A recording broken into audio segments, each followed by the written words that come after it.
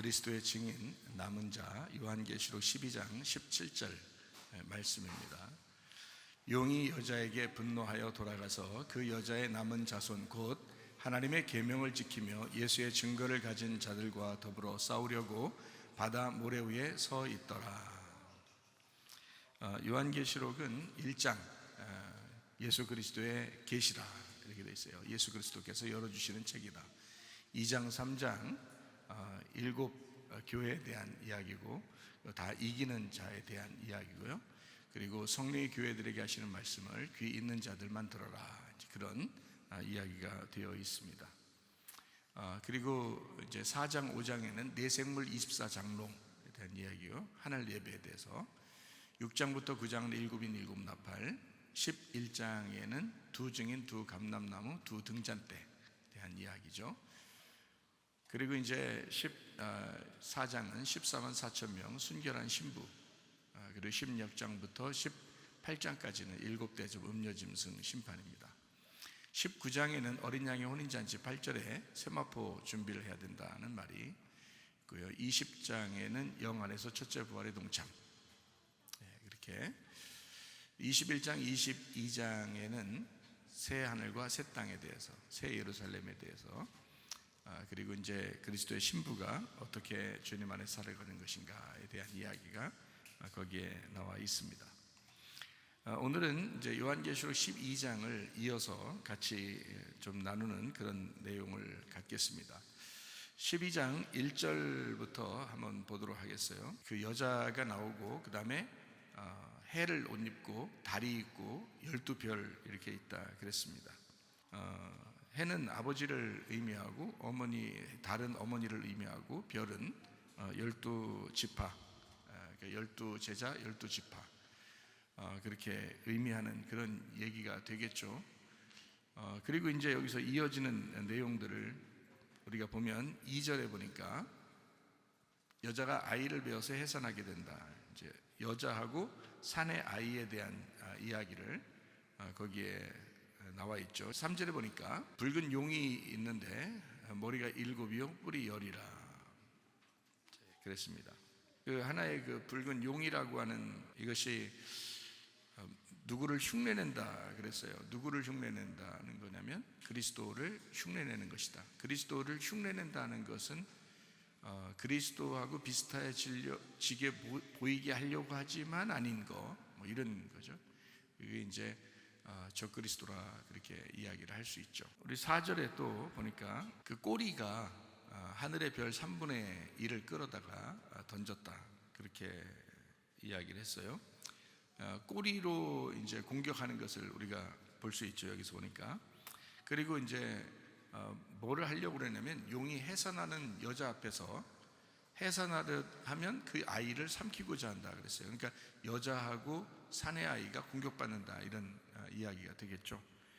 이게 이제 어떤 의미냐면 이제 우리로 말하면 교회를 의미하는 거고요. 우리로 말하면 교회가 또 내가 이 속에 하나님의 말씀이라는 예수님을 산출해낸다는 것을 의미하는 거고, 예수님 시대로 보면은 이제 마리아라는 어머니하고 그 예수님의 어머니, 그리고 이제 아들로 나오는 예수님, 이렇게 보는 거죠. 그러니까 그 시대는 마리아와 예수님을 보는 거고, 지금 우리 시대에는 교회와 우리 속에 있는 말씀을 의미하는 거예요.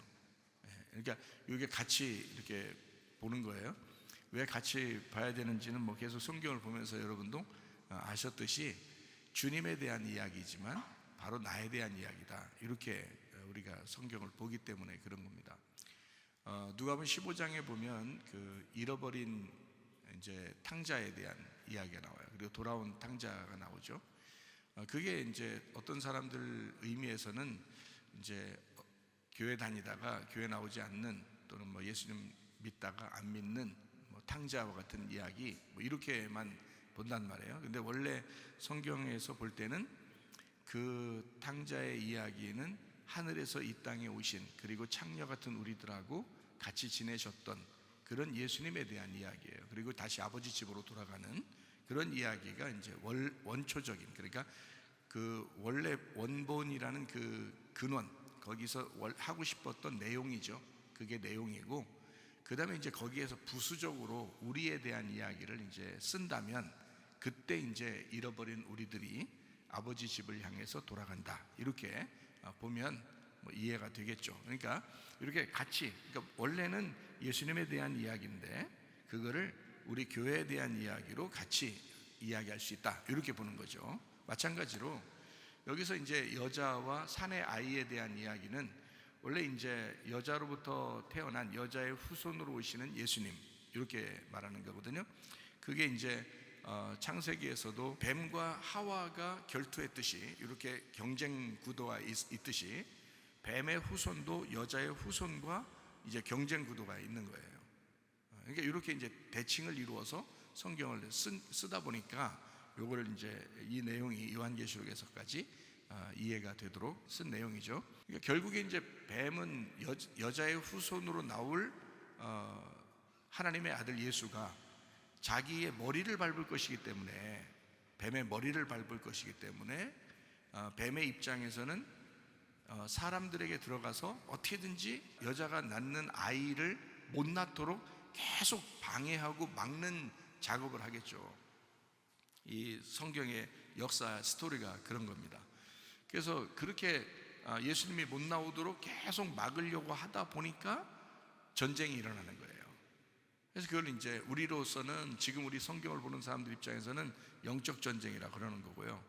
그때 당시에는 실제적인 전쟁들이 있었고 사람들을 많이 이제 죽이게 됐죠. 그래서 특별히 바로 시대에는 남자아이를, 이스라엘의 남자아이를 다 죽이게 만들고, 그리고 이제 헤롯 시대, 예수님 시대 때 그 헤롯 왕이라는 헤롯 시대에도 역시 이제 아이들을 다, 남자아이들만 죽이라고 그렇게 명령을 내린 것은 바로 그런 이유 때문입니다. 예수님이 나오지 못하도록, 그러니까 여자로부터 나오는 사내 아이가 나오지 못하도록 만들기 위해서 그렇게 마귀의 역사가 이제 이어진 거죠. 여자가 낳은 후손을 죽이려고 하는 자가 이제 붉은 용이라 그렇게 나와 있고요. 그리고 그가 하와를 공격했던, 아담과 하와를 공격했던 옛 뱀, 그 용이 뱀이다, 이렇게 표현을 하고 있죠. 요한계시록 12장에 나와 있는 그런 이야기들입니다.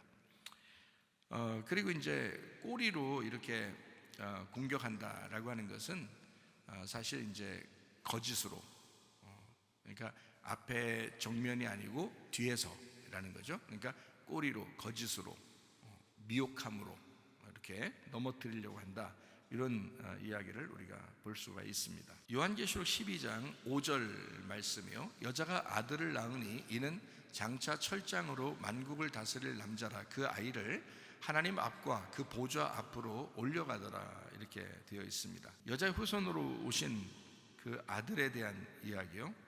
그래서 우리가 결국에는 그 아들을 사모하는, 다시 말하면 그리스도를 원하고 그리스도를 사모하며 살아야 된다라는 겁니다. 왜냐하면 우리의 남편이 되시기도 하고 여자의 후손이신 그분을 우리가 사모하는, 아내는 남편을 사모하며 살게 돼 있다, 이렇게 성경의 가르침을 하고 있거든요. 그게 이제 창세기의 3장 16절에도 나와 있는 이야기입니다. 또 여자에게 이르시되 내가 네게 임신하는 고통을 크게 더하리니 네가 수고하고 자식을 낳을 것이며 너는 남편을 원하고 남편은 너를 다스릴 것이다. 이랬을 때 그 자식이라고 하는 건 우리로부터 나오는, 말씀을 듣고 나오는 하나님의 아들 예수, 진리의 말씀을 얘기하는 거예요, 그 자식이. 그리고 너는 남편을 원하고 남편은 너를 다스린다 할 때 그 남편이 예수님이에요. 그가 신랑이 된 거죠. 이제 여러분이 성경을 보면서 제가 이제 또 이야기를 하겠지만 성경을 보면 성경이, 여러분이 이제 헷갈리는 게 뭐냐면요, 성경이 상당히 입체적으로 되어 있기 때문에 헷갈리게 돼 있어요. 그래서 이거는 뭐 진짜 이거를, 성경을 진짜 앞에서부터 뒤에까지 이게 입체적으로 다 본 사람들은 보고 믿는 거고요, 이게 보이지 않는 사람은 이게 귀로만 듣고 믿는 겁니다. 굉장히 힘들어요. 왜? 안 보였는데 그냥 이렇게 귀로 듣고서 믿어야 되니까. 근데 이제 저같이 이제 예를 들어서 말씀을 이제 깨달았다 그렇게 하는 사람들은 이게 입체적으로 보인단 말이에요. 성경이 이상하게. 그러니까 입체적으로 보이니까 앞에가 뒤로 보이고 뒤가 앞으로 보이고요, 위에가 아래로 보이고 아래가 위로 보입니다. 그리고 안에가 밖으로 보이고 밖에가 안으로 보여요. 그러니까 이게 입체적으로 보인단 말이에요. 그러다 보니까 이게 이해가 돼. 성경에서 이런 말 했을 때 그거 다 이해가 되거든요. 그 말이 무슨 말인가, 왜 이런 식으로 썼는지를 이해해야 되는데, 만약에 이제 여러분 같이 그냥 예를 들어 귀로만 듣는 사람들이 성경을 이렇게 보게 되고 또 듣게 되면 좀 이상하다, 좀 헷갈린다, 이랬다가 저랬다가 말씀이 이랬다가 저랬다 하는 것 같고, 근데 이랬다 저랬다 하는 게 아니거든요. 원래 이랬다 저랬다 하는 게 아니에요. 다 일관성이 있어요. 이렇게 딱 일관성이 있어서 딱 정해져 있는데, 그게 이제 앞에를 뒤로 얘기하고 뒤를 앞으로 얘기하고요, 위를 아래로 아래를 위로 얘기하고 안에 것을 밖으로 얘기하고 밖의 것을 안으로 얘기하다 보니까 이제 어떨 때는 앞에 얘기하는 것 같은데 그 뒷 얘기고요, 어떤 거는 위에 얘기 같은데 아래 얘기고요, 어떤 거는 안에 얘기하는 것 같은데 밖에 얘기하는 것 같고요, 이렇게 되는 거예요. 그래서 입체적입니다, 성경이요. 그 입체적인 걸 오늘 조금 맛보기로 얘기를 해드릴게요. 그래야 이제 여러분이 성경이 이렇게 헷갈리게 돼 있구나라는 걸 알게 되죠. 그냥 헷갈리는 걸 모르고 헷갈린구나 이렇게 하면 전혀 그것까지도 모르는 거고요. 이렇게 헷갈리게 돼 있구나라는 걸 알고서 이제 성경을 접하면 이렇게 돼 있구나. 그래서 이거는 그냥 아무나 그냥 자기가 알려고 한다고 아는 게 아니구나라는 것을 이제 분명히 알게 돼요. 그래서 하나님이 이렇게 선택을 하는 거예요. 그리고 말씀을 깨닫게 해주고, 그 다음에 보여주고, 그 다음에 이제 말하게 해서 다른 사람이 또 귀로 듣게 해서 성령의 교회들에게 하시는 말씀을 귀 있는 자들이 듣도록 그렇게 하신 겁니다. 예. 오늘날 이제 여러분도 주님을 얼굴과 얼굴로 보는 날이 오겠죠. 예. 그렇게 그날이 이제 여러분은 천국일 것이고, 또 그날이 하나님 나라에 가서 이제 주님을 만나 뵙게 되는 그런 날이 되겠죠. 어쨌든 이 땅에서는요, 하나님 말씀을 이렇게 좀 입체적으로, 다시 말하면 여기에 지금 금방 얘기했던 게 창세기 3장 16절에 보니까 어떻게 해요? 여자가 임신하는 고통을 갖게 되죠. 그런데 아들을 낳았단 말이에요. 아들을 낳았더니 그 아들이 남편이 되었어요. 그래서 이 여자에게는 그 아들이 남편이 되어서 그가 신랑 되신 예수님이에요. 그러니까 저는 여러분에게 하나님 말씀을 들어야 돼요 라고 하죠. 그 다음에 하나님 말씀을 낳아야 돼요, 그런 말 하죠. 그 다음에 하나님의 말씀이신 예수님을 우리 신랑으로 모셔야 돼요, 그러잖아요. 이제 자기가 낳고 자기가 신랑으로 모시잖아요. 이 말이 안 되죠, 그죠? 이 땅에서는 말이 안 되죠. 그러니까 땅에서 모습으로 이렇게 형상으로 돼 있는 입장에서는 전혀 이해가 안 되는 말들이에요, 성경이. 그러니까 영의 말입니다. 그러니까 영으로 들어가면 이게 보여요. 이게 안다고, 그렇구나라는 걸 믿음으로 아는 거지, 이게 눈으로 본다고 보이는 게 아니란 말이에요. 예, 생각을 해보시라고요. 자, 여자가 아기를 낳는데 아들을 낳았어요. 근데 그 아들이 내 남편이래요. 이거 무슨 회기망측한 얘기입니까? 이단에서나 얘기하는 얘기들이지, 이게 회기망측하죠, 그죠? 우리 정상적인 얘기가 아니죠. 그러니까 비정상적인 얘기란 말이에요. 예. 자, 이런 이야기들이 성경의 대부분이죠. 그러니까 영적인 얘기라 그래요. 영적으로. 그래서 영이라 이게 요렇게도 하고 요렇게도 하고 이제 보인단 말이에요. 그렇게. 자, 요한계시록 12장 6절 말씀입니다. 그 여자가 광야로 도망하매 거기서 1260일 동안 그를 양육하기 위하여 하나님께서 예배하신 곳이 있더라. 1260일, 이게 광야 성전 마당입니다. 기독교 핍박 기간, 유대인 보호하는 그런 기간이기도 하고요. 요한계시록 12장 14절 말씀에 그 여자가 큰 독수리의 두 날개를 받아 광야 자기 곳으로 날아가 거기서 그 뱀의 낯을 피하여 한때와 두때와 반때를 양육받았다 할 때 그 1260일이 한때, 두때, 반때 이렇게 되죠. 그러니까 한때, 두때, 반때니까 이게 71회를 이야기하기도 하고요. 그리고 3년 반을 의미하는 것도 되고요. 그리고 42달을 의미하는 이야기가 되는 거죠. 이 얘기가요. 천국이라고 하는 것은 가나안 땅입니다. 이게 약속의 땅이라고 그러죠. 이걸 가나안 땅, 약속의 땅, 이걸 천국이라고. 성경에서는 그러니까 하늘나라, 어느 날 가는 하늘나라를 의미하는 내용이 아니고 실제적으로 그들의 입장에서는, 그들에게는 가나안 땅을 들어가는 것이 천국이었어요.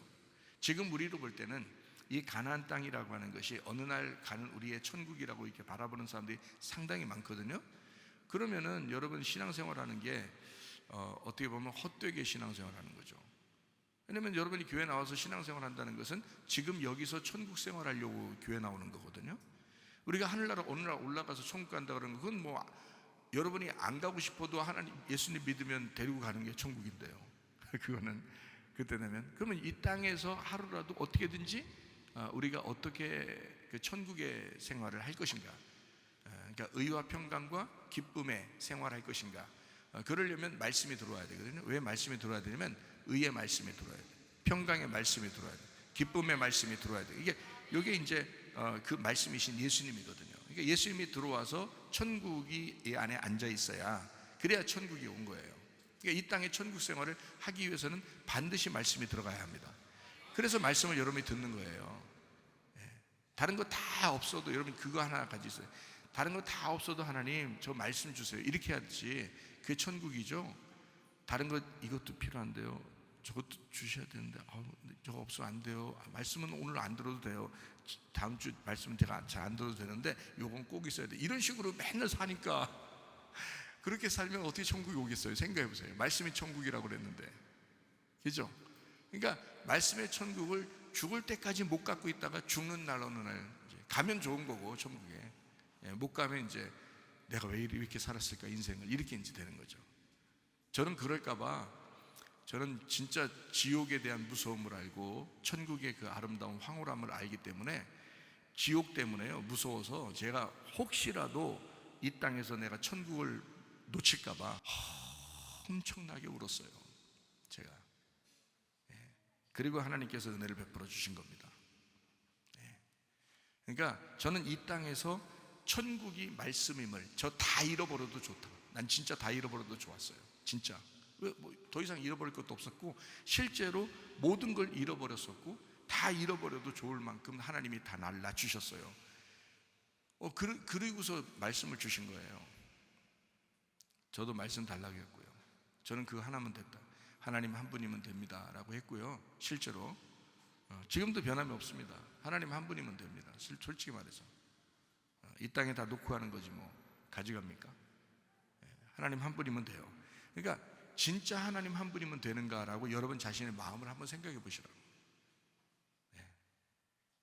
자, 천국이라고 하는 건 약속의 땅입니다. 이 땅에서 약속이라는 말씀, 그 땅을 차지했을 때 그게 천국이 온 거예요.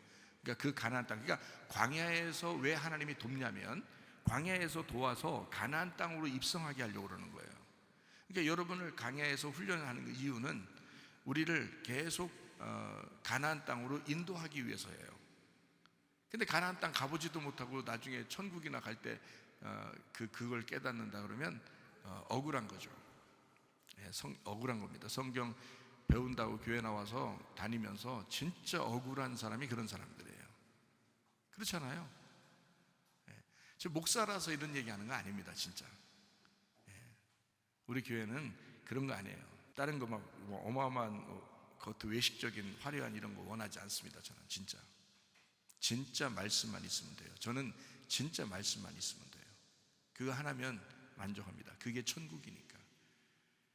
근데 저는 그걸 알아서 그걸 얘기하는데 그 천국을 사람들은 모르니까 그걸 별로 관심이 없는 것 같아요. 진짜 안타까워요. 불쌍하기도 하고요. 진짜 교회는 다니고, 교회는 뭐 수십 년 교회 다니면서 참 불쌍한 사람들이 참 많다. 그러니까 말씀에 대한 천국을 여러분이 정말 사모하셔야 합니다. 그게 남편 사모하는 거예요. 그게 남편 사모하는 거야. 여러분 말씀 들었으면 그 남편이, 그 아들이 출산돼서 그가 장성하여 나의 남편이 되죠. 그리고 나는 그 예수를 따라가는 거고요, 동행하는 것입니다. 애굽에 있는 나를 심령이 가난하게 만들어요. 그래서 애통하게 만듭니다. 여러분 사람이 고통받고 이러는 거요 너무 나쁜 것만은 아니에요. 왜 그러냐면 그걸 통해서 하나님이 우리에게 더 좋은 것을 준비하기 위해서 그런 거예요. 그러니까 처음에는 심령이 가난한 사람이죠. 왜냐하면 애굽에서 우리가 태어나서 이렇게 고통받고 이러면서요, 심령이 가난해집니다. 심령이 가난해진 사람이 또 이제 애통하게 되죠. 그래서 애통하는 사람을 광야로 끌어내요. 이제 마태복음 5장하고 이제 비슷하죠, 그죠? 이제 심령이 가난한 자는 복이 있나니 천국이 저희 것이며, 애통하는 자는 복이 있나니 저희가 위로를 받을 것이며, 뭐 이렇게 하는, 거기서 이렇게 하나씩 애굽에서 우리를 끌어내는 거예요, 이쪽으로요. 그래서 애통하게 되니까 하나님이 출애굽할 때도 그랬죠. 막 백성들이 애통하고 그러니까 하나님이 어떻게 해요? 광야로 끌어내죠, 그죠? 애통하지 않을 때는 가만히 뒀어요, 애굽에. 근데 그들이 고통받으니까 막 애통했잖아요. 애통하니까 하나님이 외면하지 않죠. 그들을 광야로 끌어내겠다. 그 입장에서는, 애통하는 그 사람들 입장에서는 그게 구원이에요. 그렇잖아요. 광야에 나와서 물론 뭐 만나밖에 먹을 게 없고 좀 힘든 생활들을 하고 있지만, 그래도 애굽에서 애통하던, 노예로서 살던 그 애통하던 그 모습에서 벗어나게 만든 것이 구원이잖아요. 그걸 구원이라 그러죠. 영적 구원이요. 그래서 광야로 끌어내가지고요, 어떻게 보면 온유한 사람을 만듭니다. 여러분이 이제 잘 이렇게 보게 되면 광야에 예비하신 성막 성전이 있습니다. 이게 요한계시록 12장 5절 6절의 말씀인데요. 이제 하나님 앞에 이제 데려가려고 하기 위해서 6절에도 보니까 광야로 이제 가게 되죠. 그래서 1260일 동안 양육한단 말이에요. 그러니까 애통하는 사람을 온유한 사람으로 훈련을 시키는 거죠.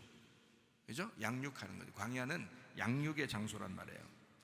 그 양육의 장소가, 그 광야라고 하는 게 우리의 마음밭입니다. 우리의 마음밭을 훈련하기 위해서예요.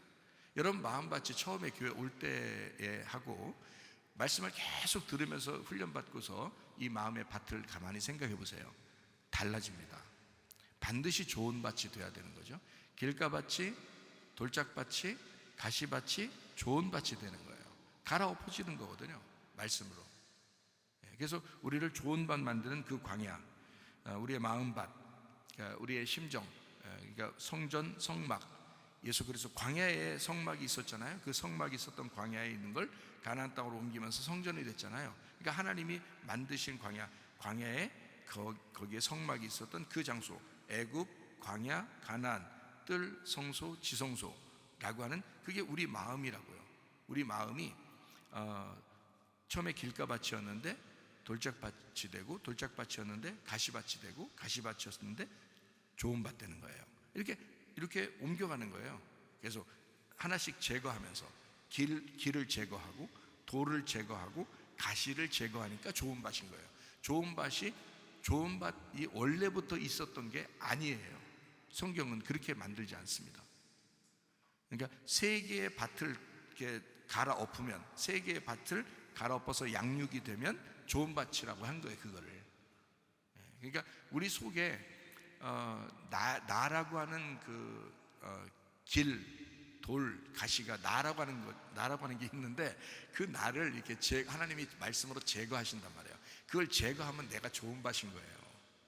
그 제거하면 거기다가 씨를 심는 거예요. 하나님 아들이라는 씨를, 여러분의 그 남편을 만드는 거죠. 그 남편이 천국이에요. 그러니까 그걸 심으면 뭐 어떨 건데요? 그런 소리 하면 안 돼요. 그런 진짜 이상한 소리 하면 안 돼요. 그게 남편이에요. 그게 천국이에요. 말씀이 천국이라는 게 그래서 그런 거지. 처음부터 여러분 말씀 들으니까, 여러분 말씀 들으러 교회 오세요, 여러분 이건 천국입니다. 이게 뭔 천국이에요? 여기가 생각해 보세요, 여러분.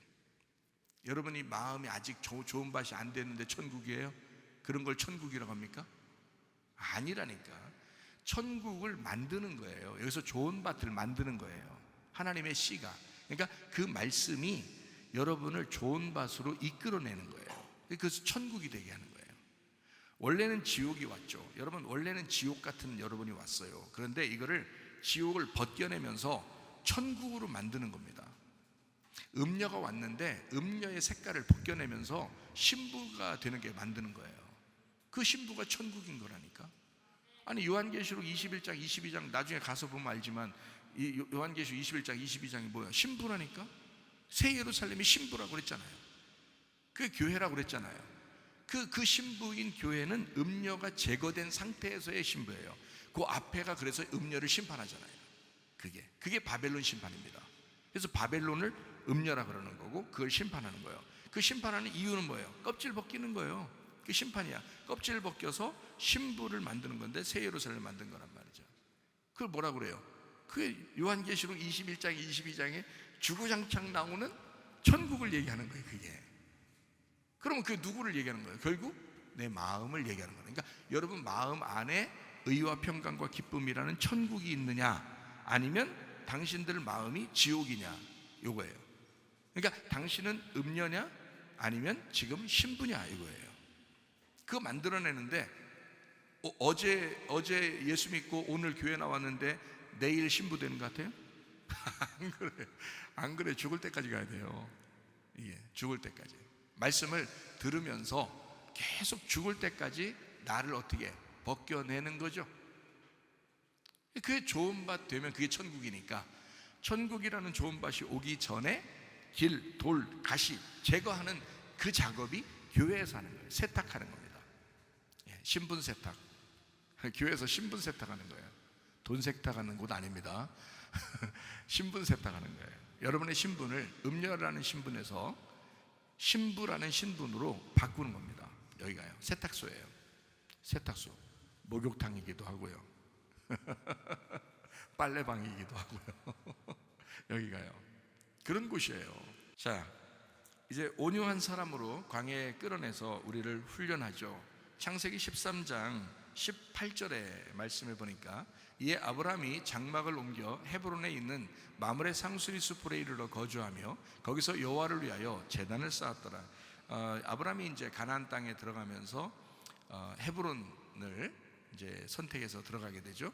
그곳이 이제 예배 장소가 되는 거예요. 그 헤브론이라고 하는 게 교제, 연합, 친교라는 뜻을 가지고 있습니다. 이게 헤베르에서 왔어요. 단체.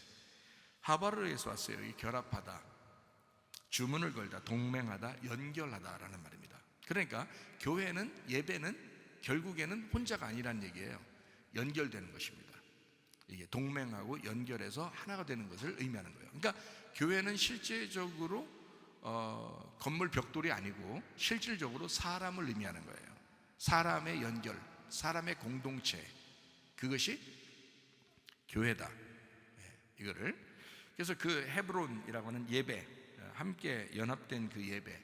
그래서요 아브라함에게 결국 가나안 땅에 들어갔는데 땅을 기업으로 주죠. 땅을 기업으로 줍니다. 하나님이 지시할 곳으로 보내가지고 아브라함을 그쪽으로 땅으로 보냈더니 거기 땅을 기업으로 주잖아요. 어떤 사람에게 땅을 기업으로 준다 했어요? 마태복음 5장에는 온유한 사람에게 땅을 기업으로 준다 했잖아요. 그러니까 처음에 애굽에서 있는 나를 심령을 가난하게 만들었더니 막 애통해요. 애통하니까 하나님이 광야로 끌어냅니다. 끌어내서 우리를 짓밟아서 온유한 사람으로 만들어요. 온유한 사람 만드니까 땅을 기업으로 준다는 거죠. 그 땅이 어느 땅이겠어요? 옛날 여러분이 가지고 있던 애굽 땅이요? 옛날 가지고 있던 그 가시밭 땅, 돌밭 땅, 길가밭 땅? 아니지. 그거 아닌 전혀 좋은 밭, 좋은 땅을 준다는 거죠. 그 좋은 땅, 그게 헤브론 땅이에요. 그러니까 하나님이 주시고자 하는 그 예배의 장소.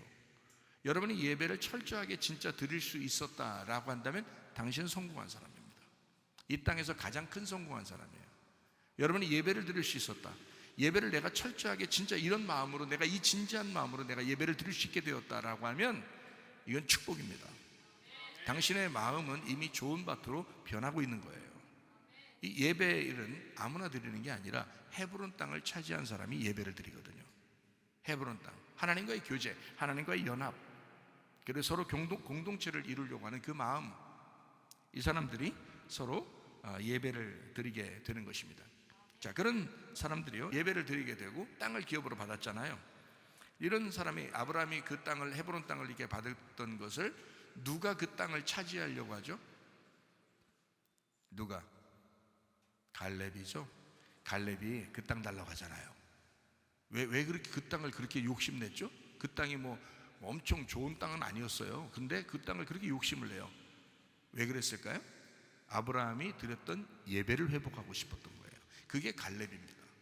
갈렙. 그리고 그 땅을 또 이제 하나님께서 보내가지고 이제 욕심 좀 내라, 이 땅에 대한 욕심 좀 내라 하고서 보낸 사람이 하나 있는데 누굴까요? 갈렙 말고 다윗이죠. 다윗 보고 너 왕이 될 때는 거기 가서 돼야 돼 해서 헤브론 땅에 가서 왕을 세웁니다. 다른 데서 왕을 세울 수도 있었거든요. 다른 땅들도 있으니까 뭐 베델도 있었고 뭐 다른 여리고도 있었고 다른 땅도 있잖아요. 그런데 아니에요. 헤브론 땅에 가서, 거기가 어느 땅인데요? 아브라함이 예배드렸던, 갈렙이 그 땅을 차지하려고 애썼던, 그리고 아브라함의 무덤이 있는 곳, 아브라함과 사라의 무덤, 아브라함과 이삭과 야곱의 무덤이 있는 그 천국으로 이르는 그 문이 있는 그 헤브론, 그 땅을 다윗 보고 가서 너는 왕이 여기서 돼야 된다 해서 다윗을 그쪽으로 보내게 됩니다. 그러니까 아브라함도 갈렙도 다윗도 결국 헤브론 예배에 대한 회복을 하나님께서 강조하시는 거죠. 그게 땅을 차지한, 어떤 사람에게? 온유한, 고통받았던 아브라함과 갈렙과 다윗 같은 사람에게 헤브론 땅을 차지하게 만듭니다. 그리고 이제 그 사람들이 땅을 차지해서 의에 줄이고 목마르게 만듭니다. 늘 하나님 말씀에 예배를 드리는 사람들은 어떤 마음이 들어와야 되냐면요, 의에 줄이고 목마른 거예요. 늘 갈급한 거예요. 하나님 말씀이 너무 갈급한 거예요. 계속 그 말씀이 사모되는 거예요. 목사도 되고요, 사모도 되고요. 그러니까 하나님 말씀이 계속 사모되는 거예요. 그런 마음이 막 생기는 거, 의에 줄이고 목마른 것입니다. 여러분 진짜 의에 줄이고 목말라서 오늘 저녁에 나오신 거 맞죠? 예? 그렇잖아요? 의에 줄이고 목마른 사람만 오늘 저녁에 나오시게 되거든요. 예. 왜냐면 말씀을 사모하게 돼요. 예배를 회복하니까, 땅을 차지하고 예배를 회복하니까 의에 줄이고 목말라, 계속 목말라. 목사님도 마찬가지라고 했죠, 그죠? 늘 의에 줄이고 목말라요. 늘 배고파, 예. 늘 배고파, 늘 목말라. 그게 뭐예요? 양식인 이 말씀, 생명수인 이 말씀, 그거예요. 이게 늘 목말라요. 의에 줄이고 목마르게 됩니다.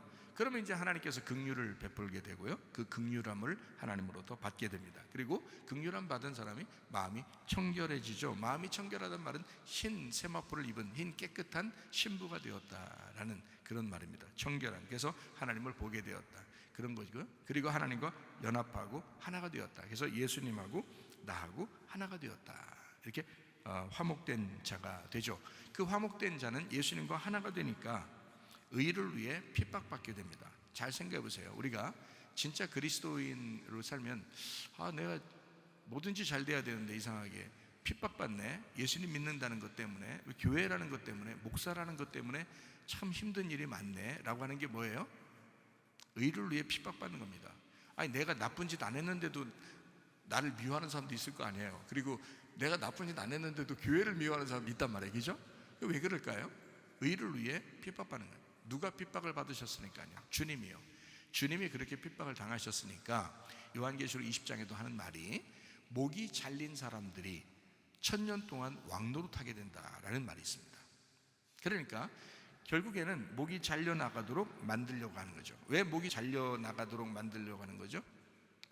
목이 잘려나가게 만드는 것은, 이 목이 잘려나갔으니까 어떻게 됐어요? 이 목이 떨어져 나갔겠죠. 이렇게 떨어져 나갔어요, 옆으로. 그 다음에 여기 이제 머리가 없네요. 머리가 없으니까 이제 누가 머리가 되셔야 돼? 예수님이 머리가 되셔야 돼. 그러니까 내 머리를 잘려나가게 하고 예수님이 머리가 되시게 만드는 거, 이게 뭐예요? 완성이라는 거죠. 완성. 그래서 의를 위해 핍박받아 목이 잘려나가면 완성되는 것입니다. 그러니까 십자가를 지는 것은 자기를 부인하고 자기 십자가를 지고 주님을 따라가면 주님의 제자가 된다라고 하죠. 예수님께서 십자가 못 박혀 돌아가시니까 다 이루었다 그러죠.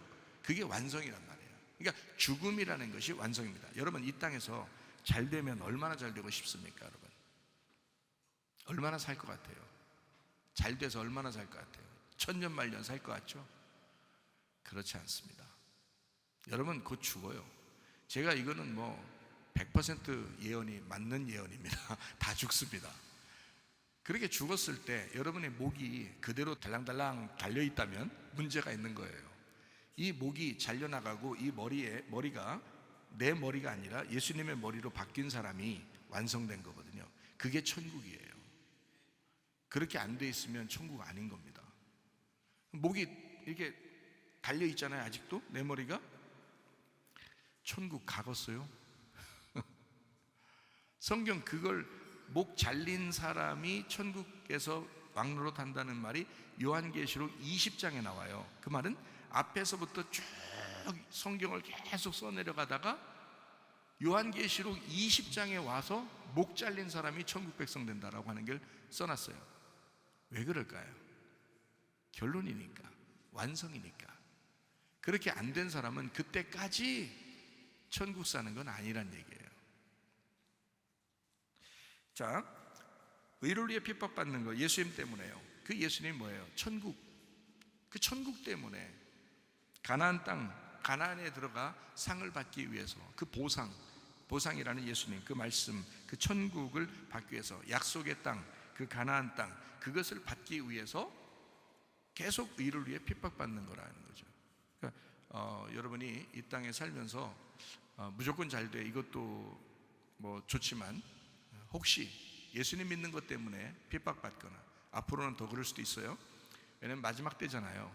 그래서 교회를 미워합니다. 못된 사람도 물론 있죠. 그러니까 욕을 얻어먹는 사람. 근데 그렇지 않고 올바른 목사, 올바른 교회들도 많거든요, 실제로는. 그런데 이 세상은 그렇게 보질 않아요. 싸잡아서 다 욕하고 싶어요. 누가 그럴까요? 그 마귀가 그러는 거예요. 하나님이 그렇게 하시겠냐고. 마귀가 그러는 거지. 그러니까 올바르게 우리가 사는데 핍박을 당했다. 그거는 성경적인 하나님의 뜻이라고요. 그걸 통해서 우리를 완성시키려고 하는 거예요. 그게 우리의 십자가라고요. 주님을 따라가는. 주님도 애매히 고난 당하셨습니다. 억울하게 죽임 당하셨습니다. 예수님도요. 그러면 여러분과 저라고 억울한 거 좀 당했다고 해서 애매히 고난 당했다고 해서 여러분과 제가 그거에 대해서 막 그냥 막 혈기 내고 그럴 필요 있나요? 그럴 필요 없어요. 우리를 부인하고 우리 십자가 지고 주님 따라가는 겁니다. 결국에는 십자가가 완성이니까. 이해가 되시겠죠? 자, 요한계시록 12장 7절 말씀입니다. 하늘에 전쟁이 있으니 미가엘과 그의 사자들이 용과 더불어 싸울세 용과 그의 사자들도 싸우나 영적 전쟁을 의미합니다. 자, 하늘에서 벌써 전쟁이 있다 그러잖아요, 그죠? 땅에서 보이는 전쟁이 아니란 얘기예요. 안 보이는 전쟁이란 얘기예요, 그죠? 영적 전쟁. 자, 12장 8절 이기지 못하여 다시 하늘에서 그들이 있을 곳을 얻지 못한지라 사단이 쫓겨났다, 이렇게 되어 있습니다. 사단이 쫓겨났다. 에스겔 28장하고 이사야 14장에도 쫓겨난 천사에 대한 이야기가 나오는데 그게 사탄이라고 성경에 이야기하고 있습니다. 자, 요한계시록 12장 9절 말씀이요. 큰 용이 내쫓기니 옛뱀 곧 마귀라고도 하고 사단이라고도 하며 온 천하를 꿰는 자라 그가 땅으로 내쫓기니 그의 사자들도 그와 함께 내쫓기니라 라고 되어 있습니다. 자, 큰 용이 뭐라고요? 마귀요. 그리고 사탄입니다. 그리고 옛뱀이래요. 온 세상을 미혹하는 자다, 이렇게 나와 있습니다. 그래서 처음부터도 하와를 미혹했죠. 그래서 먹음직 보암직 탐스럽게 하는 것을 먹게 만들었잖아요. 그 옛뱀입니다. 그게 용이라고요. 그게 용, 그게 마귀고요. 그게 사탄입니다. 그게 온 세상을 미혹하는 거짓 선지자예요. 그러니까 그게 같다는 얘기죠. 자, 큰 용, 옛뱀, 마귀, 사탄, 그게 온 천하를 꿰는 자, 온 천하를 꿰는 자. 자, 죽었겠어요? 아직도 살아있겠어요? 살아있죠. 살아있어요. 뭘 움직여요? 머리는 밟혔는데 뭘 움직여? 꼬리로 움직여요. 그러니까 머리는 밟혔으니까 머리는 밟혔어요. 예수님이 이미 승리했단 말이에요. 그 부분에서 예수님이 승리했다는 뜻이지 꼬리는 움직이고 있다고요. 그 꼬리를 거짓이라고 그러는 거라고요. 그러니까 앞에 대놓고 얘기하는 게 아니라 뒤에서란 말이에요. 그게 꼬리란 말이에요. 그래서 거짓 교리를 가지고 사람들을 미혹합니다. 자, 온 천하를 꿰는 자라 했을 때 그 온 천하 가운데 누구도 포함되어 있을까요? 온 천하 가운데 자기만 쏙 빠져 있을 것 같아요? 온 천하를 꿰는 거니까 당신도 다 꿰는 거야. 넘어질 수 있습니다. 누구도 넘어질 수 있습니다. 그러니까 깨어 일어나야 돼. 깨어서 정신 차리고 기도하셔야 돼. 마지막 때가 되면. 성경은 그래서 우는 사자같이 너희를 삼킬 자를 찾고 있는 그놈이 너에게 덤벼드니까 너희는 깨어있으라 하잖아. 깨어서 기도해야 된다고요. 그러니까 뭐 목사 할아버지라도 다 소용없어. 지금 이미 꼬리로 계속 움직이면서 사람들을 넘어뜨리고 있기 때문에 여기에 좀만 정신 못 차리면 넘어진단 말이에요. 그러니까 정신 차리. 그러니까 교회 나와 계속 여러분이 주구장창 교회 나오는 것도 정신 차린 거야. 그렇잖아요. 교회 나오면 어쨌든 이런 말씀을 전달해 주잖아요. 근데 이런 말씀 전달해 줄 때 에이 안 들어 막 이러면 이제 성령이 교회들에 가실 말씀 듣는 자가 아닌 거고, 막 말씀 들을 때 아 그렇지 나 때 이게 정신 못 차리고 살았지 나 이제 정신 차리고 살 거야 그러면 성령이 교회들에 가실 말씀을 듣는 자가 된 거예요. 그러니까 여러분이 교만하지 말고 말씀을 계속 이렇게 들으면서 순종하려고 하면 그럼 그 믿음이 화합한단 말이에요. 그 말씀과 하나가 되고 화합하게 된다. 자, 온천을 꿰는 자, 그가 이제 쫓겨난 마귀라고요. 쫓겨난 사탄. 그것도 거짓 선지자라고요. 그러니까 그 거짓 선지자라고 하는 거는 거짓 선지자가 만약에 있다고 해봐요. 거짓 목사가 있고 거짓 선지자가 있다고 해봐요. 그럼 그게 마귀예요. 왜 그게 마귀냐면 그 속에 마귀가 들어가 있을 거니까. 마귀가 들어가 있다는 말은 그 마귀가 안 보이는 놈이잖아요. 그러니까 보이는 어떤 거짓 목사에게, 거짓 선지자에게 보이지 않는 마귀가 들어가면 그가 마귀지 뭐예요? 생각해 보세요. 그게 무슨 사람이겠어요? 그 마귀지. 그렇잖아요? 그러니까 여러분 속에 귀신이 틈타지 못하도록 하셔야 합니다. 여러분 속에 귀신이 조금이라도 틈타게 되면 여러분 귀신이지 그게 사람이에요? 귀신이 틈타서 귀신의 생각대로 살아가면 그게 귀신이지 사람이냐고 생각을 해보시라고 여러분. 그러니까 귀신이 진짜 보인다면 얼마나 징그럽겠어요. 안 보이니까 여러분 속에 들어와서 여러분과 같이 살아간다니까요. 그러면 안 된다고. 귀신을 다 몰아내시기 바랍니다. 마귀를 다 몰아내셔야 돼요. 이게 온천을 꿰는 자, 마귀, 옛뱀, 큰 용 다 같은 놈이에요. 그게 거짓 선지자라고요. 요한계시록 17장 16절도 보면요, 열불과 짐승은 음녀를 미워해서 망하게 하고 벌거벗게 하고 그의 살을 먹고 불로 아주 사른다 했어요. 음녀를 미워한다 그렇게 했습니다. 성경이라고 하는 건 음녀와 신부에 대한 이야기를 했죠. 음녀를 벗겨내서 신부되게 만든다 이렇게 했습니다. 그러니까 요한계시록 17장 정도 되면 음녀를 벗겨내야 됩니다. 그리고 18장이나 19장에는 음녀가 멸망해야 되고요. 그리고 19장에 어린 양의 혼인잔치가 있어서 신부가 등장을 해야 되거든요. 그래서 요한계시록 21장, 22장에 신부가 천국이 돼야 되는 겁니다.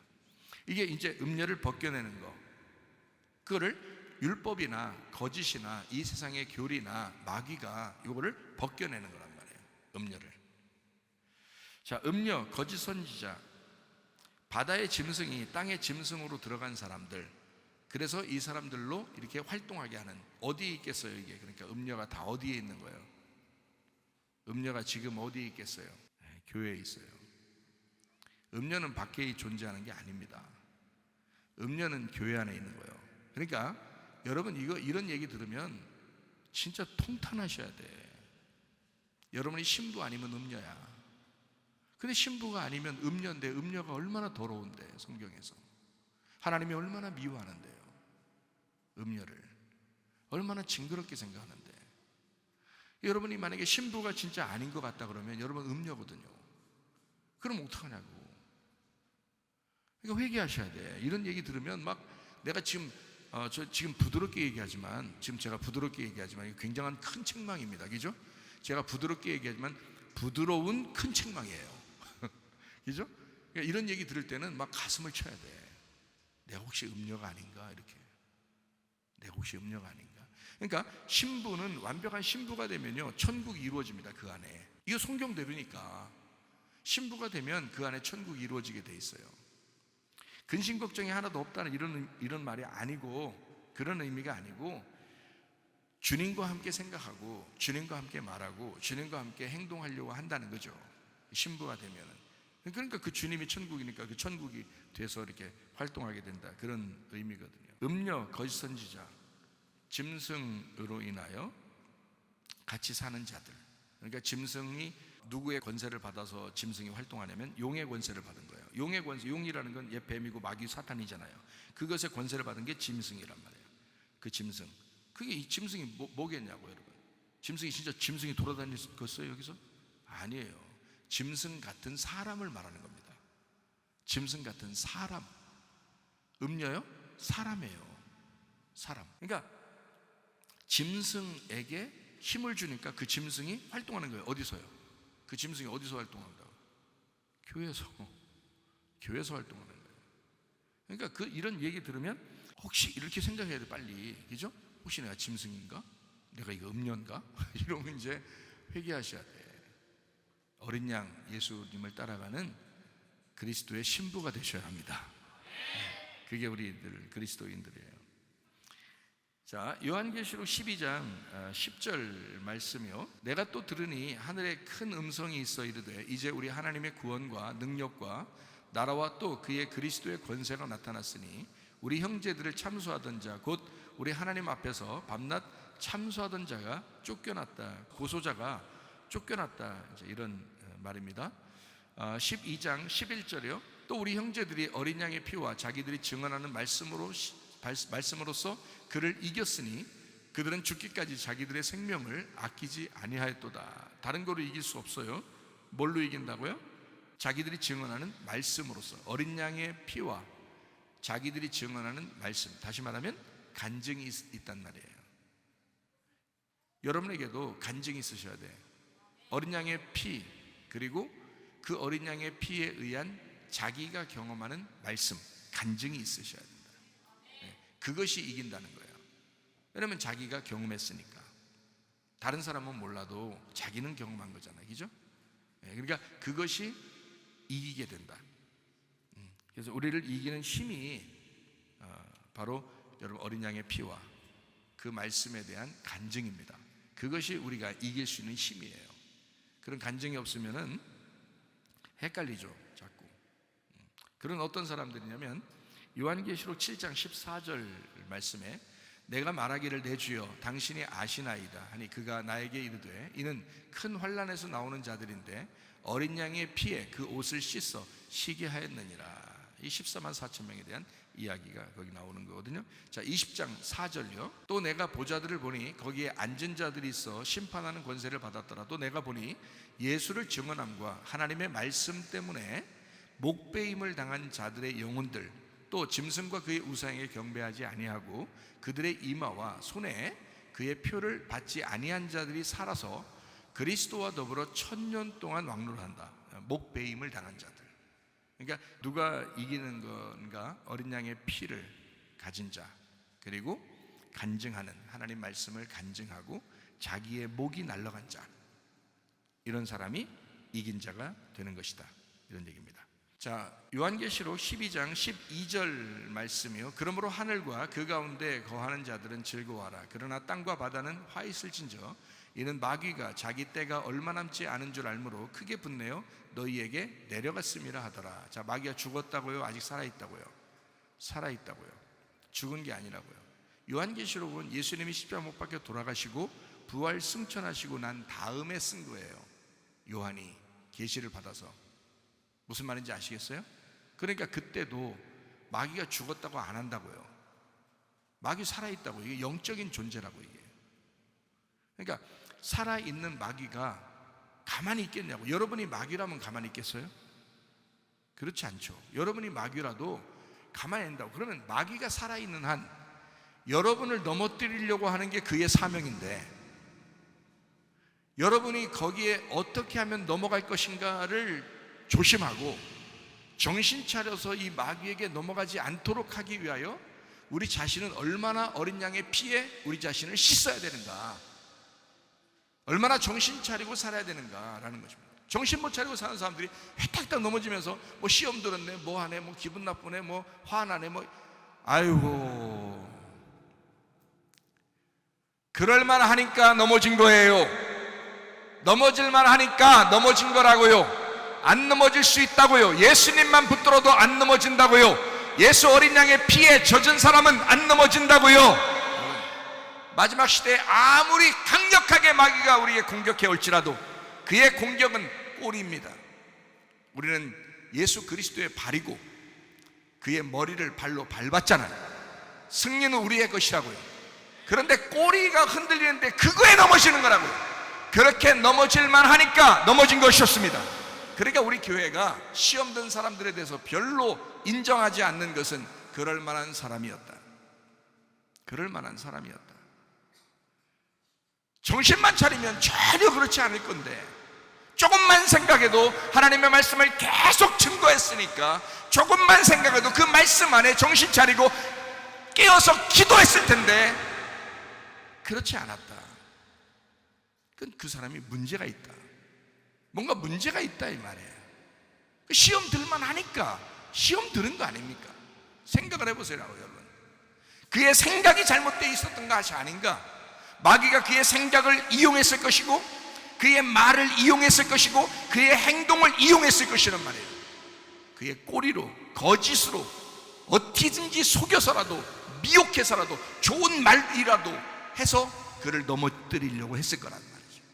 그가 넘어진 것은 우는 사자가 삼킬 자를 찾는다 그랬는데 삼킬만 하니까 찾아서 삼키는 거예요. 삼킬만 하지 못하면 절대 못 삼킵니다. 사자가 딱 볼 때 삼킬만 한 거야. 그러니까 공격한 거고 그러니까 넘어뜨린 거예요. 그만했으니까 이제 그만해요. 이제 그런 짓들 다 그만하시고 우리 교회에서는 승리만 하시기를 바랍니다. 마귀가 막 꼬리로 넘어뜨리려고 하는 거 그런 거 넘어지지 마요. 뭔 쓸데없이 그런 거 가지고 넘어집니까? 안 되죠. 요한계시록 12장 13절 말씀이요. 용이 자기가 땅으로 내쫓긴 것을 보고 남자를 낳은 여자를 박해하는지라. 유대인 포함해서 초대교회 시대에 기독교인 핍박하는 것입니다. 지금 시대도 마찬가지예요. 자, 우리 또 마무리 정리하고 또 다음에 이어서 하도록 하겠어요. 12장 17절입니다. 용이 여자에게 분노하여 돌아가서 그 여자의 남은 자손, 남은 자손이 누굴까요? 여기 보니까 곧 어떻게 해요? 하나님의 계명을 지키는 자들. 그 남은 자손이 하나님의 계명을 지키는 자들, 예수의 증거를 가진 자들, 그들과 더불어 싸우려고 바다물에 위에 서 있더라. 자, 누구하고 싸운다고요? 진짜 예수쟁이들하고 싸우겠다는 거예요. 그게 마지막 때예요. 용이 분노해서 얼마 남지 않은 그 시간 동안에 진짜 예수쟁이하고 싸우고 싶다는 거예요. 여러분, 그 남은 자손들하고. 그게 진정한 교회입니다. 그루터기 교회. 여러분과 제가 이 진실한 교회가 되어서 그리스도를 따라가 주님과 동행하다가 주님 만나시기를 바랍니다. 네, 기도하겠습니다. 우리 한 목소리로 기도하겠습니다. 기도할 때 우리 하나님 아버지, 우리가 그리스도의 남은 자가 되어 진실로 믿음을 지키며 승리하는 주의 백성들이 다 되게 하옵소서. 기도합니다. 우리 하나님 아버지의 사랑과 은혜를 감사를 드립니다. 주의 뜻대로 살다가 주님 만나게 도와 주시옵소서. 그리스도의 남은 자가 되어 승리하는 사람 되게 도와 주시옵소서. 비염은 떠나갈지어다, 또비 떠나갈지어다, 위장병 떠나갈지어다, 어지럼증 사라질지어다, 두통은 사라질지어다, 류마티스 관절 떠나갈지어다, 어깨 통증 사라질지어다, 허리 디스크, 목 디스크 떠나갈지어다, 심장병 온전해질지어다, 각종 종양 암덩어리 떠나갈지어다, 감기 몸살 온전해질지어다, 협착증 사라질지어다, 건선피 온전해질지어다, 이면 사라질지어다, 자가면역질환 온전해질지어다, 식도염 사라질지어다, 유로유석 떠나갈지어다, 전립선 온전해질지어다, 불면증, 우울증, 공황장애, 두려움, 불안, 조조 다 떠나갈지어다. 음란, 거짓, 도둑질, 미움, 욕심형 다 떠나갈지어다. 우리 하나님 그리스도의 남은 자가 되어 믿음을 지키며 그리스도와 동행하다가 주님 만나게 하옵소서. 예수님 존귀하신 이름 받들어 기도 올리옵나이다. 아멘. 주님 감사합니다. 우리 하나님 아버지 함께 하시고 사랑하심을 감사합니다.